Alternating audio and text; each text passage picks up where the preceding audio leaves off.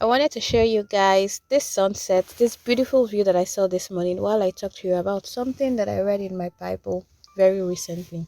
So there's this man called Barzillai. A lot of people know the first Barzillai as someone who had helped David when he was running from his son. So that one was a rich man who was old but had rendered help supplies to David when David was in hiding. But then I just realized that there's a second Barzillai in the Bible. Now, his name comes up when they're trying to trace the heritage of the priests and Levites and all. It states that they do not have the history, they do not have the records of this man called Barzillai. So, because of that, his history was unknown.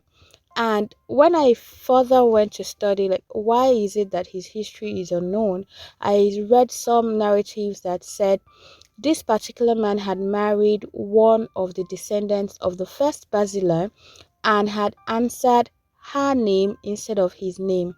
Now, this goes to show I don't have the full details of what this man must have thought when that happened, but it just shows how important our identity is.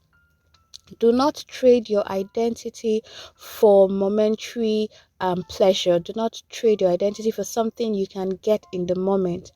Now, it's possible that this man had married this lady and decided to take up her name because we know that the first Barzillai was blessed in a way that even when he passed, not Solomon, now David had told Solomon to take care of his family.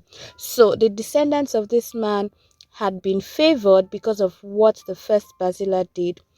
Now, it is in that same context that we see that one of the daughters of this man had been married by another man, and this man who married her took up her name and dropped his name. So, because of that, later on, or many years later, his history is unable to be determined if he was in the line of Levites, line of the priests, or not. So, because of that, he's removed from the confirmed people when they were taking records of all the people that had returned after Jerusalem was rebuilt, right?